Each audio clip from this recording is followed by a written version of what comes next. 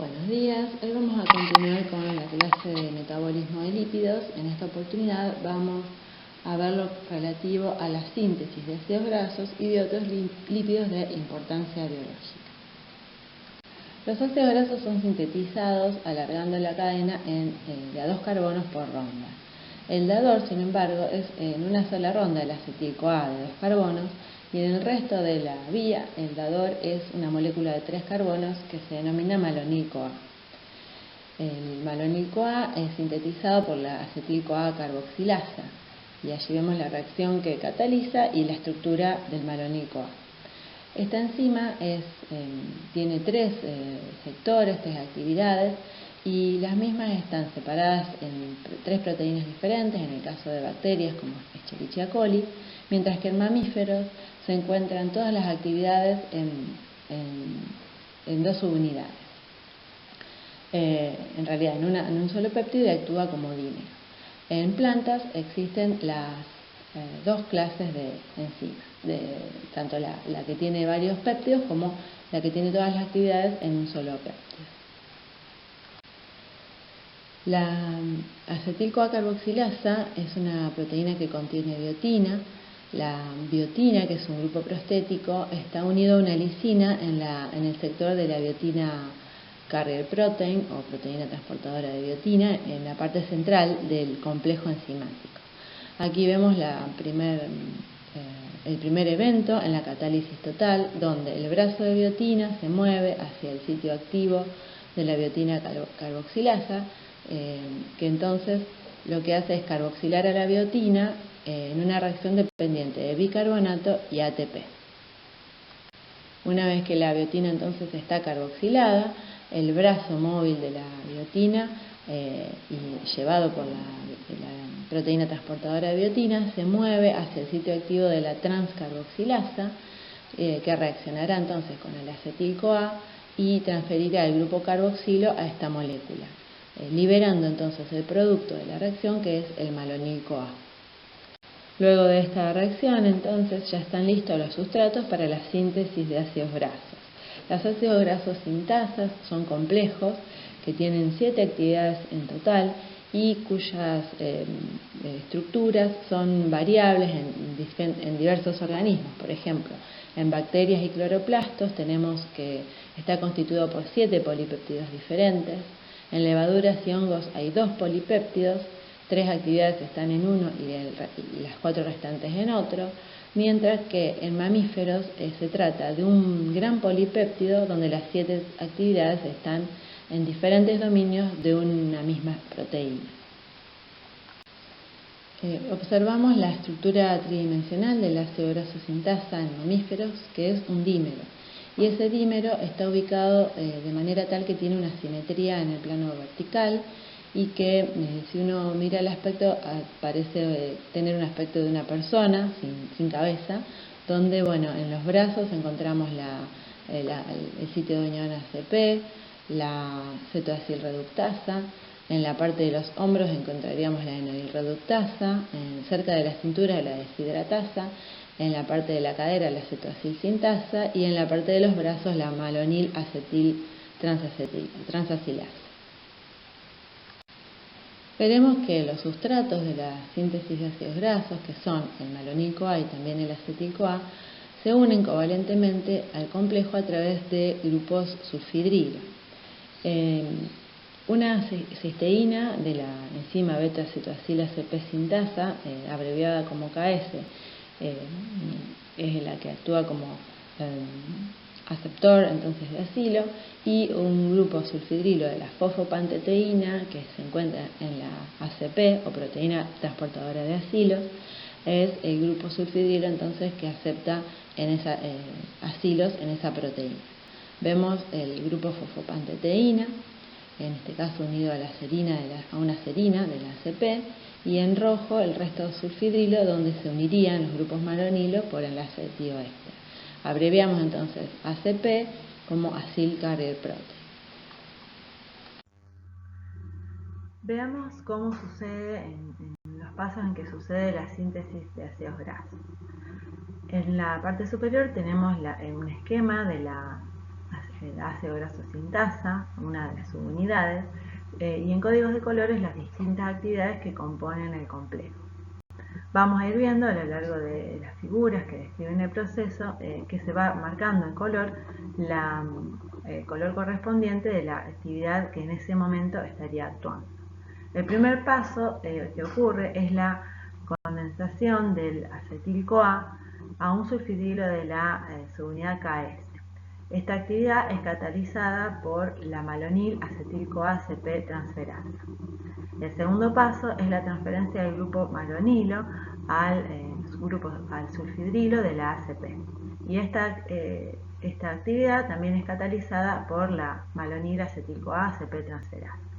Ahora ya tenemos ambos precursores unidos al complejo y entonces en este momento se puede dar la condensación, es decir, fíjense que el malonil-CoA es un precursor activado. Recuerden que en la última reacción de la degradación, de la beta-oxidación, ocurre la tiólisis y se liberan dos moléculas de acetil-CoA, o una acil-CoA y una acetil-CoA. Es decir, y esto es exergónico, es decir, que la condensación entre dos acetil-CoA no es posible energéticamente porque no es favorable. Por eso lo que sucede es la carboxilación del precursor, o sea, del acetil-CoA a malonil-CoA, para que luego la decarboxilación del mismo conduzca, digamos, energéticamente la condensación. Por eso se produce un ataque, digamos, al carbono carbonílico desde el malonil-CoA hacia el acetil-CoA, y con la liberación de dióxido de carbono se produce la condensación de esos aductos que quedan luego unidos al ACP. Y el compuesto formado es un beta-cetoacil ACP.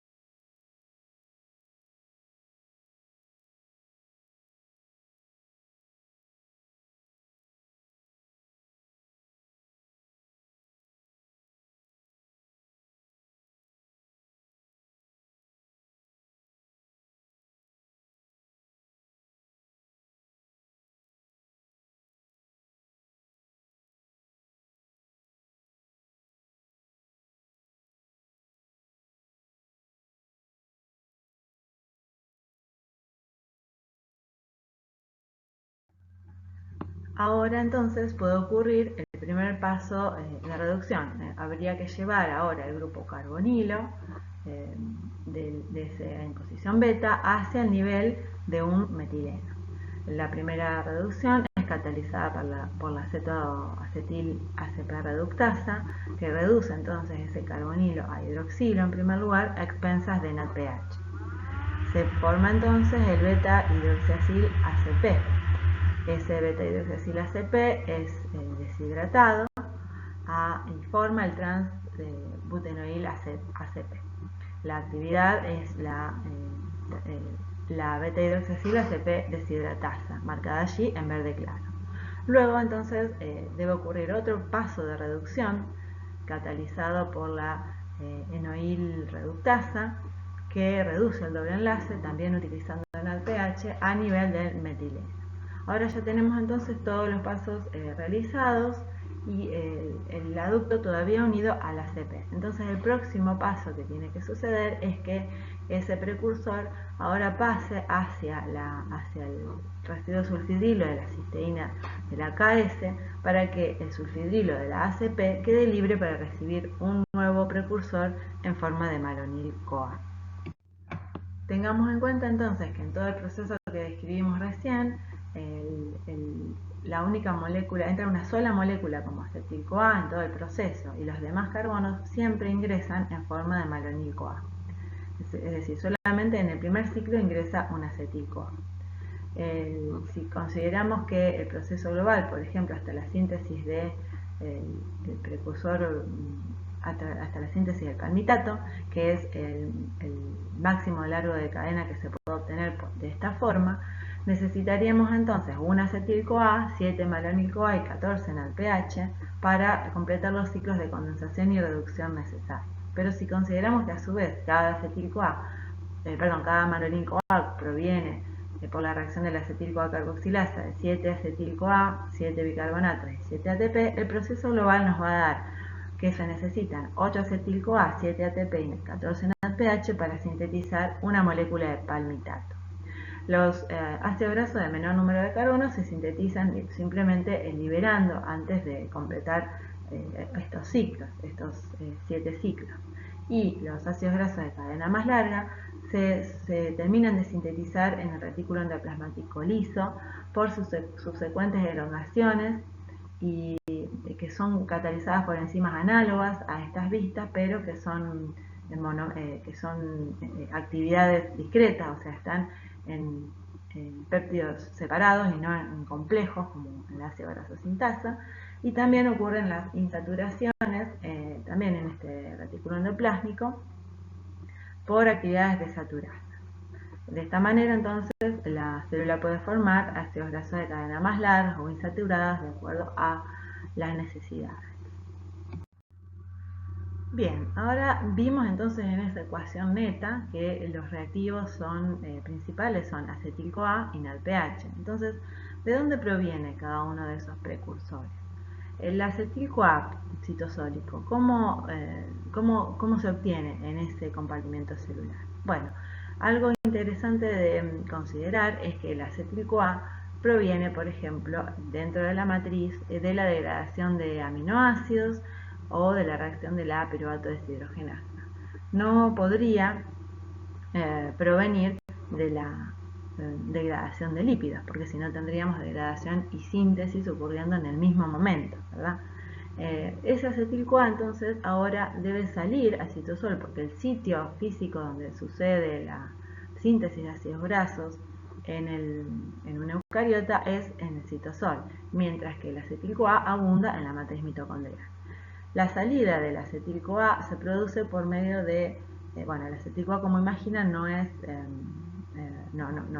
cruza, no pasa libremente la membrana mitocondrial, y para ello lo que se utiliza es una forma de transporte que es el citrato, es decir, que el acetil-CoA se condensa con el oxalacetato para formar citrato por la enzima ya conocida por ustedes, citrato sintasa. Este citrato es transportado hacia el citosol por un transportador de ácidos tricarboxílicos. Una vez en el citosol, el citrato es escindido por la citratoliasa en oxalacetato y acetil-CoA, a expensas también de la utilización de ATP. Ahora entonces tenemos el acetil-CoA en el citosol. Suceden otras transformaciones con el oxalacetato, que por ejemplo no puede ingresar a la matriz mitocondrial y puede ser reducido por la malato deshidrogenasa a malato, que sí puede reingresar a la matriz mitocondrial, o bien el malato antes de ingresar es sustrato de la enzima málica NADP dependiente y formando piruvato, que también puede ingresar por el transportador piruvato a la matriz mitocondrial. Y de esta forma genera NADPH, lo cual es conveniente porque el NADPH también se necesita en el citosol para reducir en las etapas reductivas de la síntesis de ácidos grasos. La otra fuente, fíjense que nosotros por cada acetil-CoA que se agrega en el ciclo de síntesis de ácidos grasos, se utilizan dos moléculas de NADPH. Entonces, una de las fuentes puede ser esta vía, la reacción catalizada por la enzima málica NADP dependiente, y la otra fuente es la vía de las pentosas fosfato, que recuerden produce también NADPH.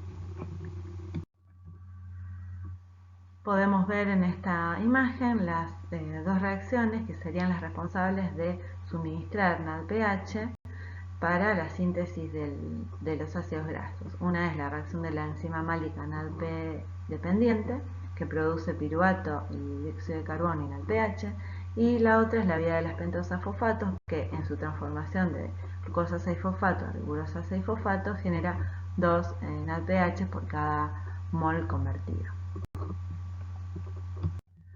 Consideremos entonces cómo ocurre la regulación de la vía de síntesis de ácidos grasos. Algo adelantamos cuando vimos la degradación, ya que ambas vías están recíprocamente reguladas para que no ocurran ambas al mismo tiempo. La enzima principal regulada en esta vía es la acetil-CoA carboxilasa y tiene varios niveles de regulación esta enzima. Aquí vemos, por ejemplo, que por fosforilación la enzima se inactiva y se reactiva cuando es desfosforilada. Veamos en qué condiciones suceden estas cosas. Por ejemplo, cuando hay baja glucosa en sangre, podemos imaginar que lo que se necesita es liberar glucosa, por lo tanto no va a estar activa la síntesis de ácidos grasos. Lo que sucede es que el glucagón, que es la hormona que señala este bajo contenido de glucosa en sangre, activa a una proteína quinasa A que fosforila a la acetil-CoA carboxilasa y la inactiva. De esta manera no se producirá malonil-CoA y no habrá síntesis de ácidos grasos. Por otra parte, lo contrario sucede en abundancia de glucosa. Cuando hay una gran cantidad de glucosa en sangre, la señal que prevalece es el aumento de la insulina, de la hormona insulina, que activará a una fosfatasa de tipo 2A que va a hidrolizar esos fosfatos de la acetil-CoA carboxilasa y la volverá activa. De esta manera se sintetiza malonil-CoA y se favorece la síntesis de ácidos grasos.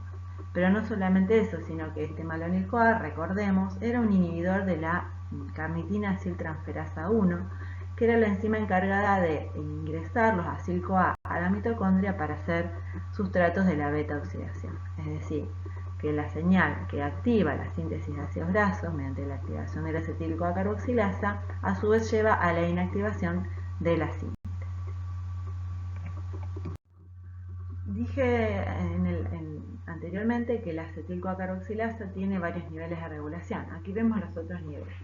Por una parte, a la derecha vemos que la enzima forma filamentos y de esa forma es activa. O sea, se agregan los monómeros en forma de filamentos para formar la enzima activa. Y esto solo es posible cuando la enzima está desfosforilada. Cuando la enzima se fosforila, se separan los monómeros y por eso es inactiva. Otros reguladores son el citrato, por ejemplo, que es un activador alostérico de la acetil-CoA carboxilasa, y recordemos que el mismo citrato es un inhibidor alostérico de la fosfofructoquinasa 1. Esta inhibición de la PFK1 lo que va a hacer es inhibir la glucólisis, lo cual es lógico. Si tenemos una gran cantidad de glucosa y de energía, no vamos a necesitar degradarla, ¿verdad? Por otro lado, el producto final de la reacción de síntesis de ácidos grasos, el palmitoil-CoA, es inhibidor alostérico también de la acetil-CoA carboxilasa.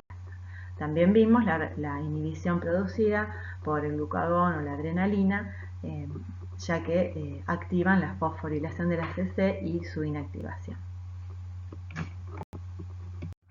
Ahora vamos a ver la síntesis de colesterol. Vamos a profundizar en algunos de los pasos, mientras que otros los vamos a ver más superficialmente.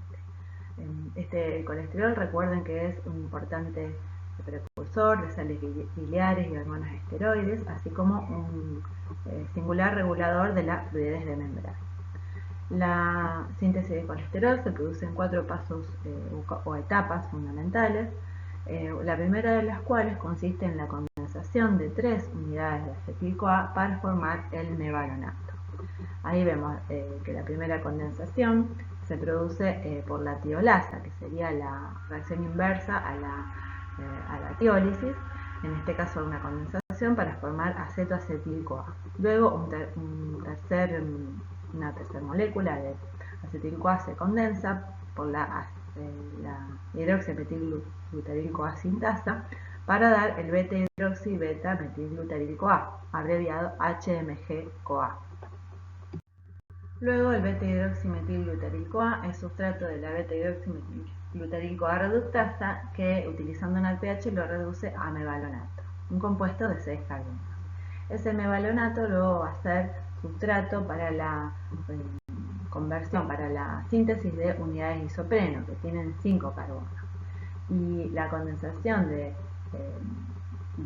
estas unidades isopreno activadas primero a un compuesto de 15 carbonos que se llama farnesilpirofosfato, y luego dos moléculas de farnesilpirofosfato que tienen 15 carbonos van a dar la formación del escualeno que tiene 30 carbonos. Posteriormente el escualeno se va a ciclar para formar el núcleo esteroide de 4 anillos, que se denomina colesterol, con las sucesivas hidroxilaciones e insaturación.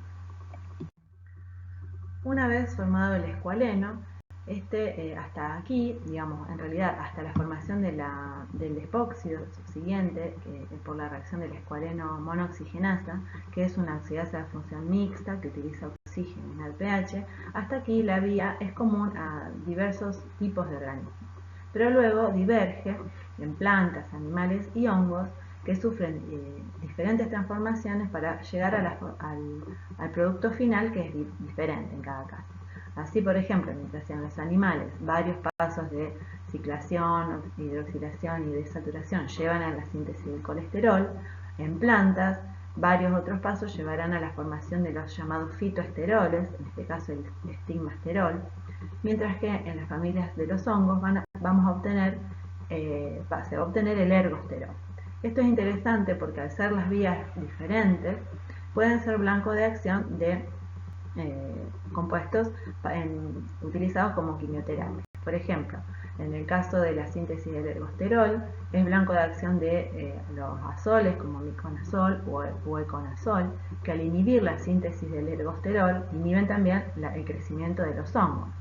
Esto es interesante porque afectan la síntesis del ergosterol sin inhibir la síntesis de colesterol, que sería letal para el mamífero. Entonces, de esta manera, estos medicamentos pueden ser utilizados para combatir las micosis sin afectar al organismo huésped. Consideremos los posibles destinos del colesterol. El colesterol, la mayor parte de su síntesis es realizada en el hígado. Las enzimas, la HMG reductasa es una enzima del retículo endoplasmático, y ese colesterol, principalmente entonces sintetizado en el hígado, puede ser incorporado a las membranas de los hepatocitos o también utilizado para la síntesis de ácidos biliares o de colesterol ésteres, que recordemos luego son transportados por las lipoproteínas. Y estos son exportados, el colesterol y todos estos compuestos son exportados a diversos destinos.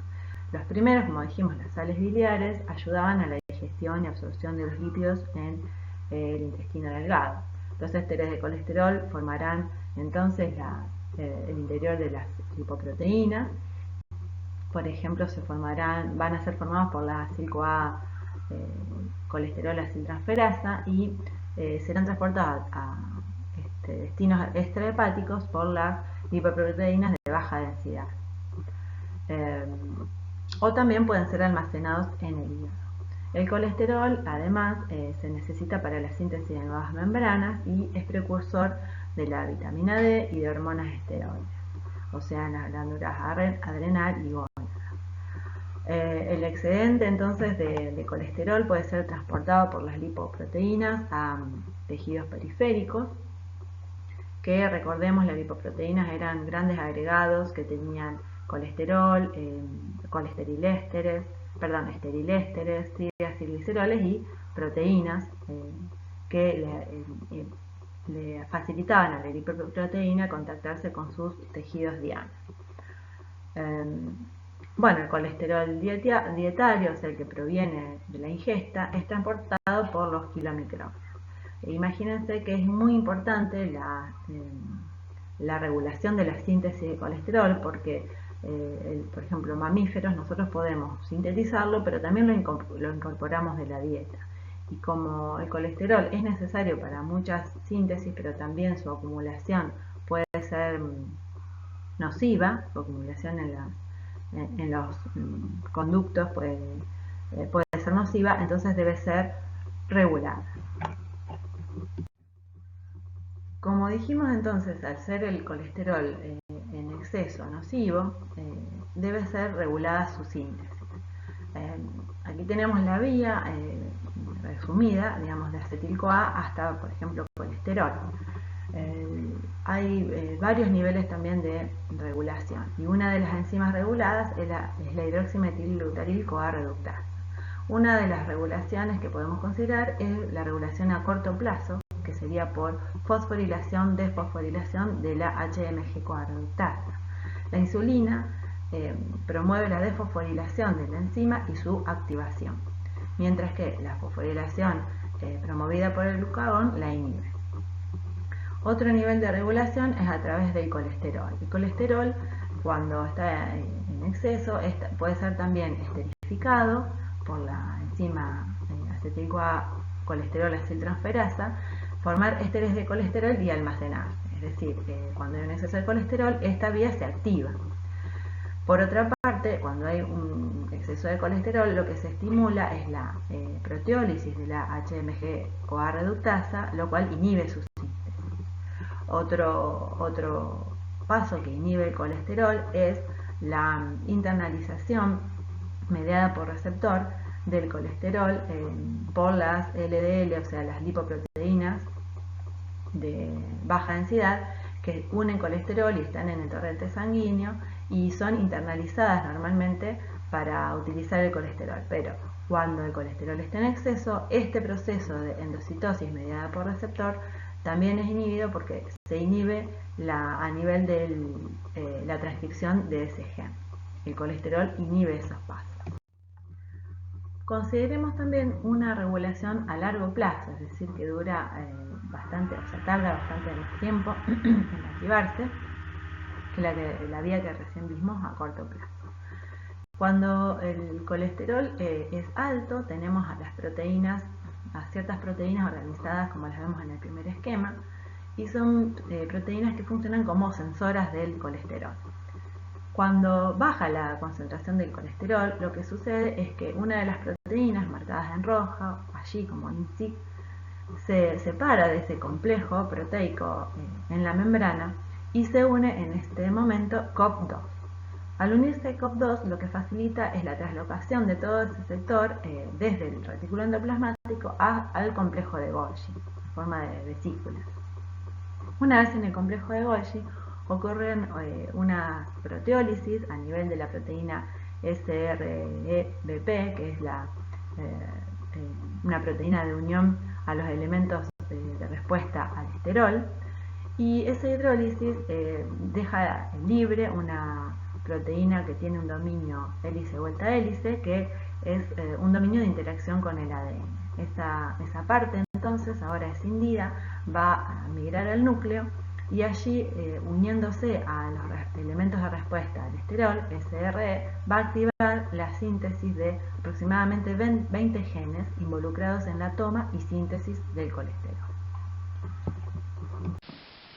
Para comprender un poquito mejor algunas de las moléculas y proteínas que estuve nombrando en la regulación del HMGR, quería mostrarles esta figura donde vemos, por ejemplo, una lipoproteína que está ejemplificada en verde, donde ApoB es la proteína característica de esa partícula LDL, o sea, de una lipoproteína de baja densidad, y que está repleta de colesterylésteres en su interior.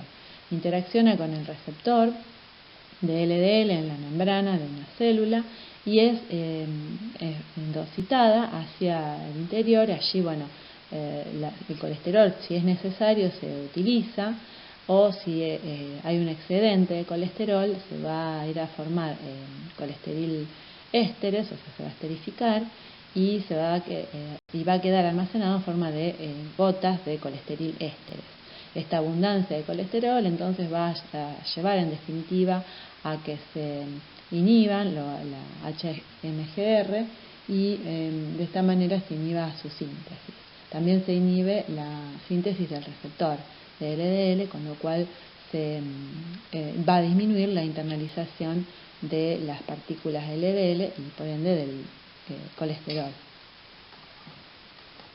Seguramente muchos de ustedes habrán escuchado hablar del colesterol bueno y el colesterol malo, pero ¿a qué se refiere esa expresión? Bueno, ahora vamos a ver que existen, por ejemplo en mamíferos tenemos distintos tipos de lipoproteínas. Hay lipoproteínas de baja densidad, LDL, de alta densidad, HDL, de muy baja densidad, VLDL, y así tenemos hasta 9 tipos distintos de lipoproteínas, cada una con función diferencial. En este caso vamos a nombrar las LDL, que son las encargadas de transportar el colesterol desde el hígado a los tejidos periféricos, y las HDL, que son las que transportan el colesterol desde los tejidos periféricos y las arterias hacia el hígado o la corteza adrenal, etcétera, para su degradación, su acumulación, la síntesis de otros tipos de derivados. De esta manera, entonces, lo importante o lo crucial es la relación entre HDL y LDL en el organismo. Hay una proporción LDL sobre HDL que es la óptima y ronda el número de 3,5. Si esta relación es mucho mayor, lo cual quiere decir que la proporción de LDL a HDL es muy alta, esto es insalubre, porque está queriendo decir que hay mucha cantidad de colesterol circulando en las vías, en las arterias, en forma de LDL, y hay mucho menos que es sacado de las vías para poder ser reciclado. Entonces esto puede llevar a la formación de placas aterómicas, como la que vemos allí, que van obstruyendo las vías, las arterias, van disminuyendo la luz de las arterias donde circula la sangre y eventualmente podrían llegar a taparlas y a producir las arteriosclerosis. Hay alimentos como los ácidos grasos poliinsaturados, también el ejercicio, estimulan la producción de HDL y limitan o desestimulan la producción de LDL. O sea que estarían aumentando la proporción de HDL en el organismo y por lo tanto disminuyendo el riesgo de esta seria complicación que puede ser la arteriosclerosis. Un grupo muy importante de compuestos son las prostaglandinas, tromboxanos, leucotrienos. Todos son en conjunto denominados eicosanoides porque contienen un esqueleto básico de 20 carbonos. Sus funciones son variadas, por ejemplo hay prostaglandinas que intervienen en la respuesta inflamatoria, en la producción de dolor y fiebre. Hemos visto algunas de estas funciones cuando vimos estructura de lípidos. Algunas regulan la presión arterial, etc. Por estas funciones diversas que actúan son muy importantes desde el punto de vista farmacológico porque algunas de ellas son blanco de acción para medicamentos. Hoy se sabe que casi todas las células producen eicosanoides, excepto los glóbulos rojos. Al igual que a las hormonas, actúan uniéndose a receptores que también están acoplados a la proteína G, pero no viajan por el torrente sanguíneo, sino que su respuesta es producida en la misma célula. O sea, se conocen como hormonas parácrinas porque su efecto se sucede dentro de el lugar a donde actúan, ¿sí? No viajan por el torrente sanguíneo y son de vida media corta e inestable. Bueno, la síntesis de estos variados compuestos comienza por la liberación de araquidonato, que recuerden que era un ácido graso de 20 carbonos y 4 insaturaciones, de los fosfolípidos de la membrana por una fosfolipasa. Bueno, este araquidonato es sustrato de una COX, o sea, una ciclooxigenasa, que también está localizada en la membrana y que contiene dos actividades, una ciclooxigenasa y peroxidasa, que bueno, va a dar lugar a, entonces, la primera la prostaglandina G2 y la segunda la PGH2. Bueno, la ciclooxigenasa, que actúa sobre el araquidonato, es blanco de acción de los antiinflamatorios no esteroides como aspirina o ibuprofeno, como ustedes ya habrán visto en la parte de inhibidores. Mientras tanto, a partir del PGH2 se pueden formar otras prostaglandinas y tromboxanos y leucotrienos por otras vías. Esta imagen y las siguientes es simplemente para recordarles las estructuras de los ácidos grasos esenciales, entre ellos, por ejemplo, el gamma y alfa linolénico de 18 carbonos y 3 insaturaciones y el linoleico. Fíjense que esa nomenclatura N6 o N3 es lo mismo, similar a omega 3 u omega 6. ¿Se acuerdan que veíamos a partir de dónde empezábamos a contar los carbonos a partir del metilo omega? Y allí entonces cuando se encontraba la primera insaturación, si la encontrábamos a 6 carbonos, era omega 6 o N6, u omega 3 o N3 si lo encontrábamos a 3 carbonos. Estos ácidos grasos esenciales a su vez son precursores de otros como el docosahexaenoico, el araquidónico o el eicosapentaenoico. Estos últimos dos, el DHA y el EPA, son también abundantes en aceite de pescado. La nomenclatura N3 o N6 es análogo a omega 3 u omega 6, como dijimos anteriormente. Y el consumo de estos ácidos grasos omega 3, ustedes habrán escuchado que es muy aconsejado. Ahora vamos a ver por qué se aconseja este consumo. Una de las razones que ya habíamos visto eran que promovían, en general los poliinsaturados promueven la formación de colesterol bueno, de LDL. Pero ahora vamos a ver otra razón también por la que se aconseja este consumo. Se constató algo bastante curioso hace unos años cuando se estudiaba la dieta de los esquimales en Groenlandia, y era que prácticamente su dieta era a base de carne de pescado, comían también la grasa de pescado, no consumen prácticamente ningún vegetal, y se extrañaban en este estudio de no encontrar prácticamente o ver que la incidencia de ataques cardíacos era muy baja. Cuando estudiaron en más profundidad la composición de esas carnes y aceites, vieron que tenían una mayor abundancia en ácidos grasos de tipo o de la familia omega 3. Aquí vemos que tanto la familia omega 3 como la omega 6 puede dar lugar a la formación de distintas prostaglandinas y diferentes eicosanoides con distintos roles.